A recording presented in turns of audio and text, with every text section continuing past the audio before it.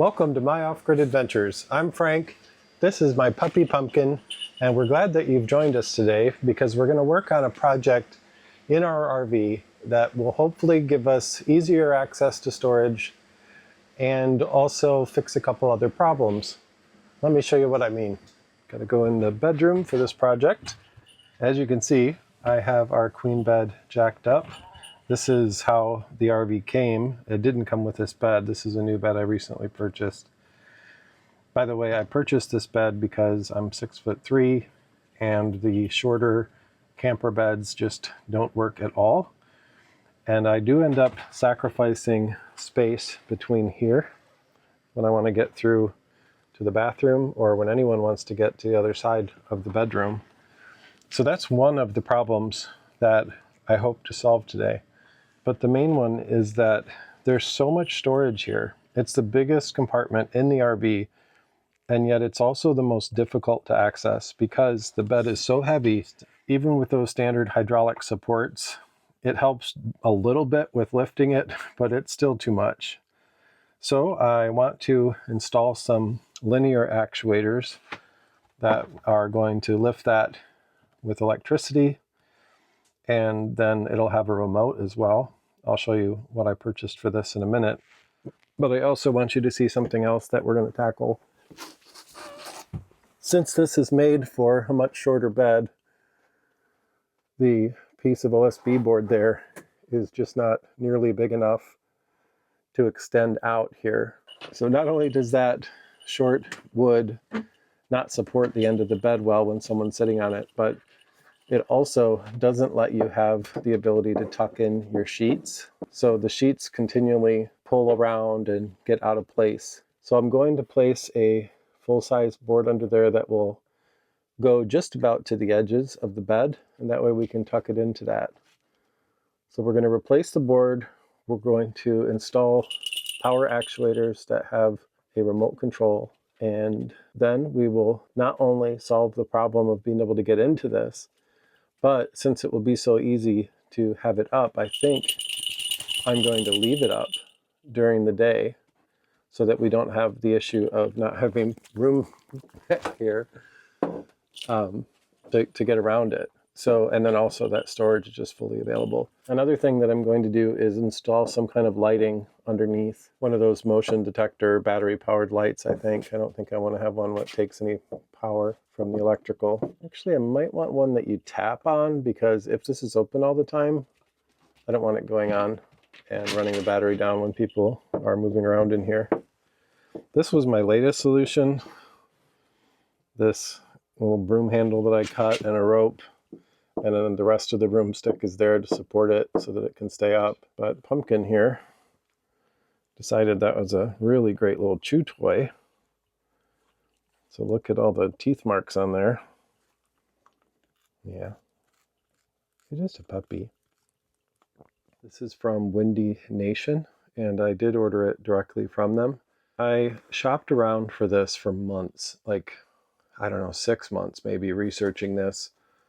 And I just couldn't figure out the right combination that included the right height of lift and also the remote and the ability to go with AC or DC, because I'm still not sure which I'm going to go with. So I wanted the option of both.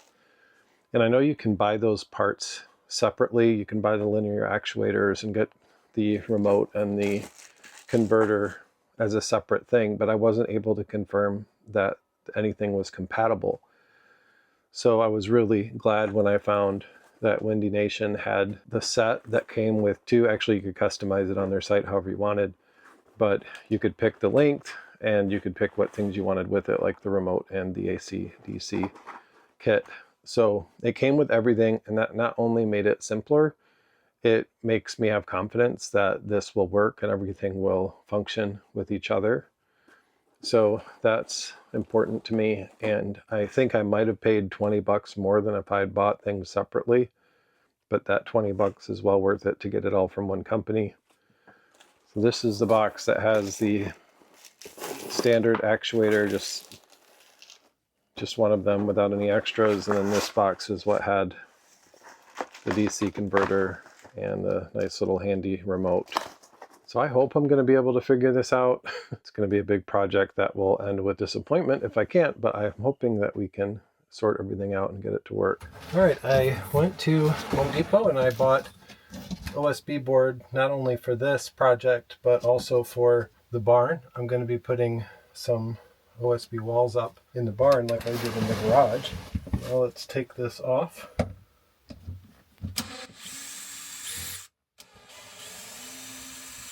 Home Depot isn't that close, so I purchased some extra hinges just in case these didn't hold up to the demo, or just in case they were not strong enough for the larger wood. You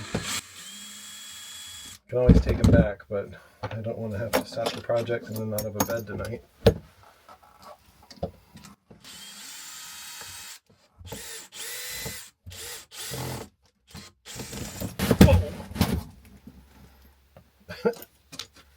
That's the pressure of those hydraulic lifts down there, I think. A little scared to get up. Probably should have disconnected those first. I really don't know what's going to happen when I get up. I'm shocked that that moved with my 300 pounds on it. Oh. Why did it move? Oh, the bed is holding it. Oh, I should have disconnected that though first.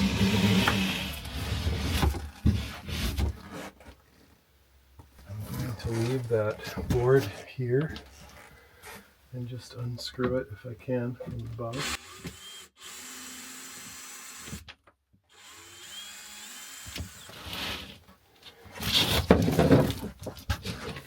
Basically, you can use this as a template for what I'm going to cut. I'm just going to add 4 inches to the end and then not have as wide of edges.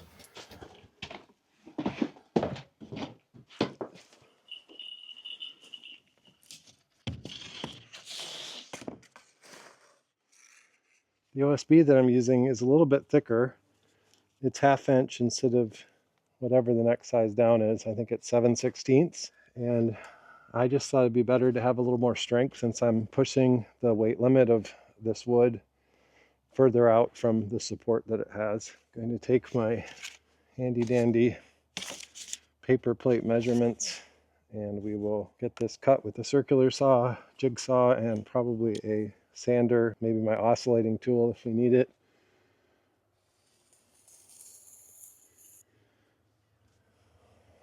Might as well keep using that as the ruler. Okay. What, baby? You don't need up here. You don't need up here. You're fine.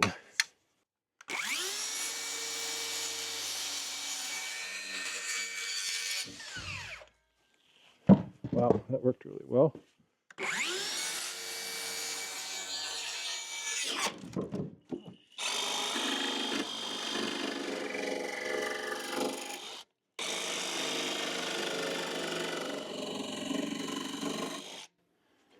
I brought a bunch of my stuff over so I would have everything I need to do the job, but I did forget my safety glasses.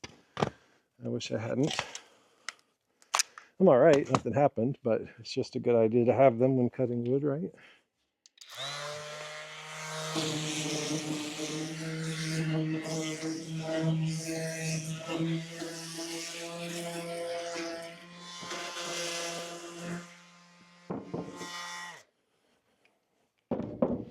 All right, let's cut that other board now that we need to have a little bit more beef. You know, I don't think it has to be OSB board. I have a better piece of wood I'll use instead.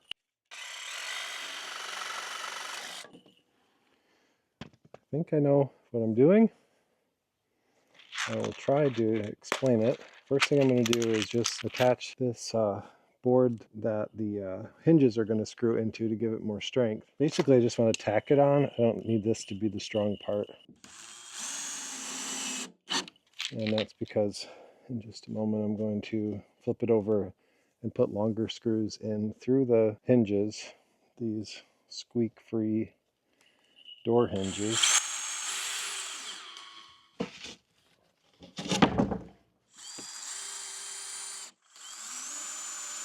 I think that's all there is. We'll just go in, and first thing we'll do is drill these down into that carpeted area.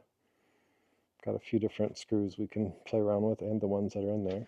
I didn't think I needed to sand the side that's factory finish, but I did. I wish I did, because it did need it. I should measure the center of this as well.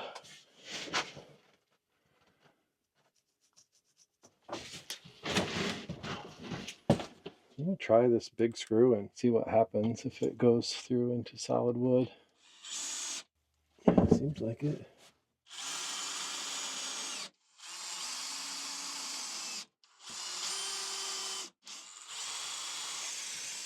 I think it's going to work.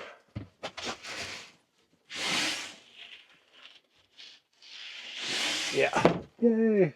Now, even if I have trouble with the actuators, I can at least still put the bed on and sleep tonight.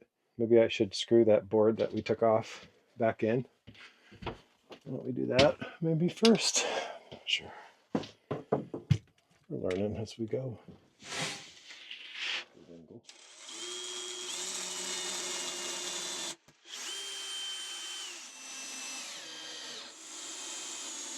Now let's open up those actuators.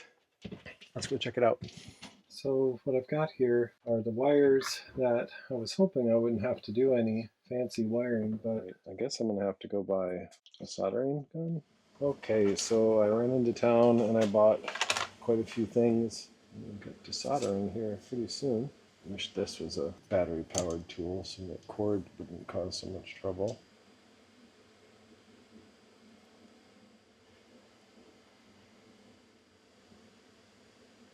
I just don't know what I'm doing, and I wish I did. There's got to be a better way to hold these things in place. I really don't know what I'm doing. They're like both twisting the wrong way, both of them. How can I? Wow, I am getting mad. Just don't know what to do. Just want to finish this job. Stop bending. How the heck are you supposed to do this? But the interesting thing about this video is that I shot this entire video a few days ago. And I didn't know what I was doing, but I thought I could figure it out. And I did it wrong 2 or 3 times, installing it all the way through to the very last step, and then figuring out at the very end that the linear actuators I bought, which were a 20-inch length that it would open and shut, that was far too large, so it wouldn't even close all the way. I fought everything every step of the way in that project, and it's because I didn't know what I was doing and I didn't have the right tools, and the tools that were needed for this are so cheap. I'm talking like $30 to buy a couple of things that can make this really easy. You have to do some soldering, which is something that I've always been intimidated by and I've only done once before. What I'm hoping to be able to do today is to show you a quick clip of what I did wrong the other day, and then immediately follow that with the proper steps and the proper equipment, and show you how much easier it is to do it with those few tools that cost so little. The things that I'm talking about include this little gadget that reminds me a lot of Doc Ock in Spider-Man, and I also upgraded to a better soldering iron, which these are only like $30. You might notice in the first attempt at doing this that with the other one of these that I had, which was just a cheaper one that had a little metal stand, it just kept wiggling off the table, and it just made me really nervous that that was going to burn something. So this has a better system for holding that. I also bought a bunch of these shrink tubes because the ones that came with this actually shrunk while I was doing the soldering, and then they wouldn't slide over. So I bought a big pack of all these different sizes and lengths, and this was just $6. So I'm going to get everything ready and get situated, and then we'll get started, and I'll show you how to do this the right way. Hopefully there won't be a need for a third step in this video where I show you the real right way to do it. I'm pretty confident that I know enough now that I can get this done a lot easier and safer than I did the first time. Let me get everything together and we'll get started. See over here, I have the soldering iron warming up for us so that it'll be ready to go. This is one of the hardest parts, at least technically, not physically, but one of the hardest things to do when you don't have the right tools. You have to solder the black to the black wire, the red to the red wire, and this is the wire here that comes off of the actuator. This one here is what will get plugged into the AC/DC converter and also the remote control system. Before you start soldering them, you need to put shrink tubes on, and they only give you these small ones that go over the two individual wires to protect where they're soldered. But I recommend also getting one that's a couple inches long and large enough to slide over everything so that you can pull that over and heat shrink it, and that way it just gives you a little more protection. This is just a little metal stand with a couple of magnetic arms, and the ones in the back are attached to it. The front ones you can move around. But this is what they make just for this kind of a project so that you can have these things touching each other right in the right spot while you do your soldering.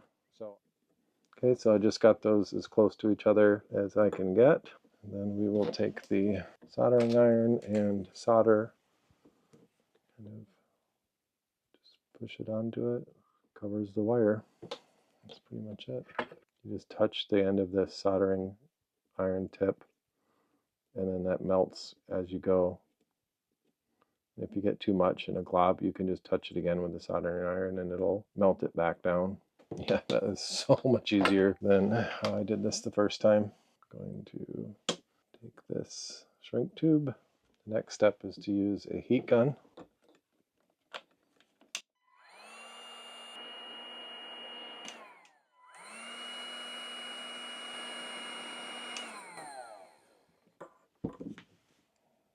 I'll move this one over both.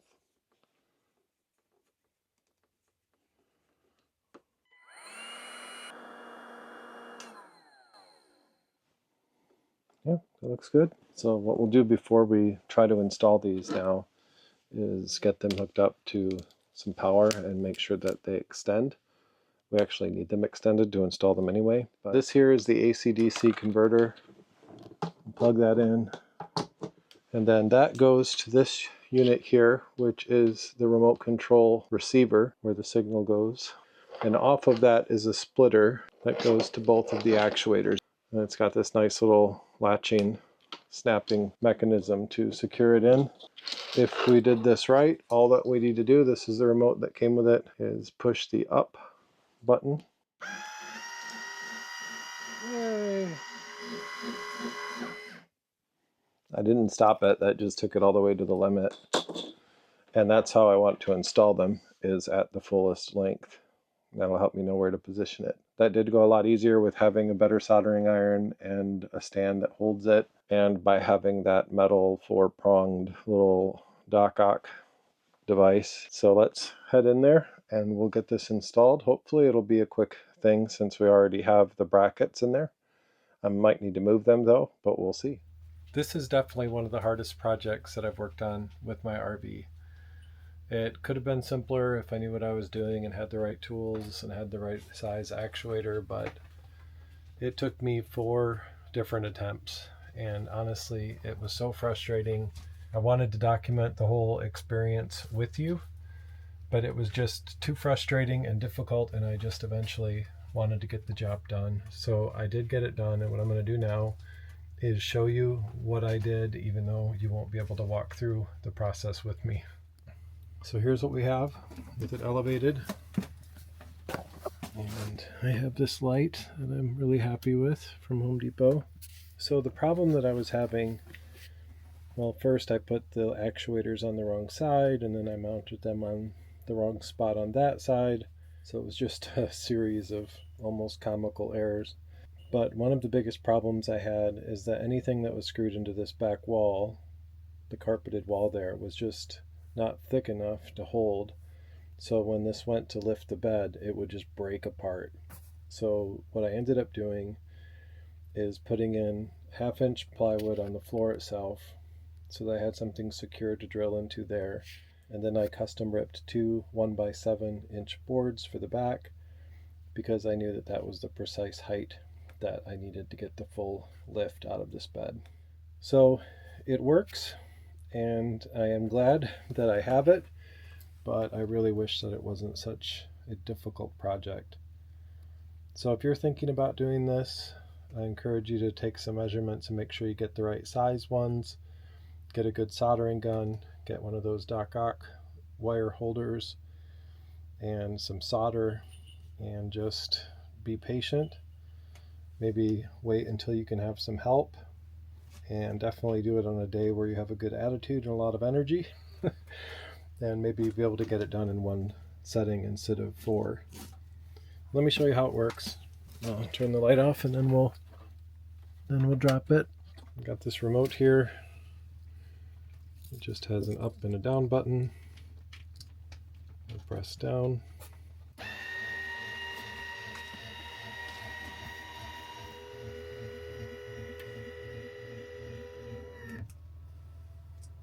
Okay, and raise it. And one of the things that I like about this is that, as you can see here, this gap becomes much wider when that's up. So it's a lot easier to get through. And I intend on keeping it up during the day, just so that it's easier to maneuver through here. If you'd like to see more content about RVs, RV mods and upgrades, and product reviews, please subscribe. I'd love to have you join us. Thanks for watching. We'll see you next time.